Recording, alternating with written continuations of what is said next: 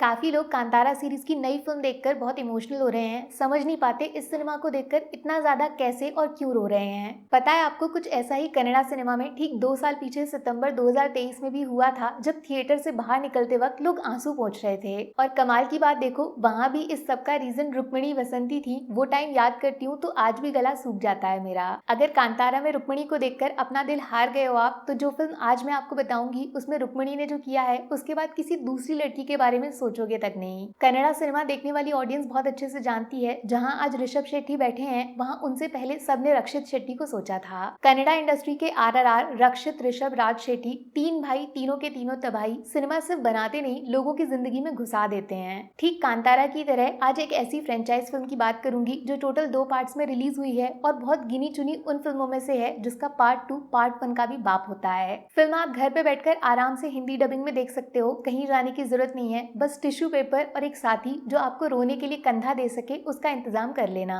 Side ए side भी India की सबसे अंडररेटेड रोमांस सस्पेंस थ्रिलर है ये। जिस तरह ये फिल्म शुरू होके कहाँ पे खत्म होती है, आप माथा पीट लोगे, सर फोड़ लोगे। एक अच्छी कहानी, दो कमाल के एक्टर्स और एक अनएक्सपेक्टेड एंडिंग किस तरह झूठे फिक्शन को रियल लाइफ से ज्यादा असली बना सकता है, आपको भरोसा ही नहीं होगा मैं रो क्यों रहा हूँ। भयंकर वार्निंग, ये कोई प्यार की कहानी नहीं है, शायद सबसे बड़ी ट्रेजेडी स्टोरी है। कमजोर दिल वाले आशिक तो दूर ही रहना जिंदगी भर। आप मान लो सैयारा देखकर अगर लोग बेहोश हो रहे थे, वो अगर साइड ए साइड भी को एक साथ एक बार में देख लेंगे तो शायद डायरेक्ट हॉस्पिटल में ही मुलाकात होगी। फिल्म 2 पार्ट्स में है और इसको पार्ट 1 पार्ट 2 के सीक्वेंस में देखना जरूरी है, वरना कुछ समझ नहीं आएगा, सर के ऊपर से निकल जाएगा। तो पहली फिल्म एक लड़का और लड़की के बारे में है। साथ में सपना देखा है इन्होंने, एक घर होगा अपना जहाँ मैं तुम हम बनेंगे और जिंदगी स्वर्ग बन जाएगी। विलन कोई नहीं है, ना तो घर वाले और ना ही बाहर वाले। विलन इनकी गरीबी है। घर के लिए चाहिए पैसे जो नौकरी से मिलेंगे, और नौकरी कोई लॉटरी तो है नहीं, इंतजार करना पड़ेगा। इसी बीच कहानी में एक कार एक्सीडेंट होता है जिनका इन दोनों से कोई लेना देना दूर दूर तक नहीं है, लेकिन फिर भी उसके इल्जाम में ये लड़का जेल चला जाता है। लड़का छोटी जेल में क्रिमिनल्स के साथ रहता है और ये लड़की उससे भी बड़ी जेल में अकेली फंस जाती है, दुनिया और दुनियादारी के बीच में। अब जेल के अंदर जो लड़के के साथ हुआ वो आपको पार्ट 2 में दिखाया जाता है।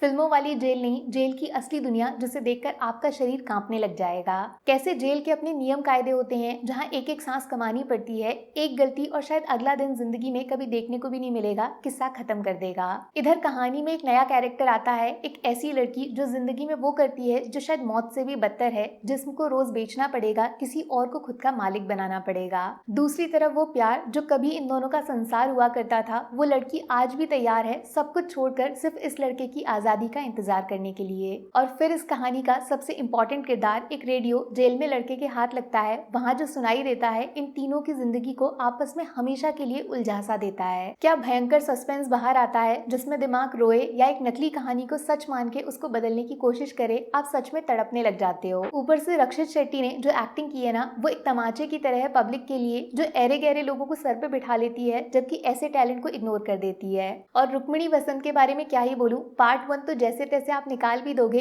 पार्ट 2 में इनका एक एक सीन जब जब आएगा आपकी आंखों में आंसू बाहर आ जाएगा। लेकिन छुपा हुआ इक्का है चैत्रा, जिनके बारे में जानबूझकर मैंने कम बोला है, क्योंकि जितना आप खुद इनको देखोगे उतना ज्यादा शॉक रह जाओगे। ऐसी एक्टिंग इतनी आसानी से कैसे कर सकता है कोई।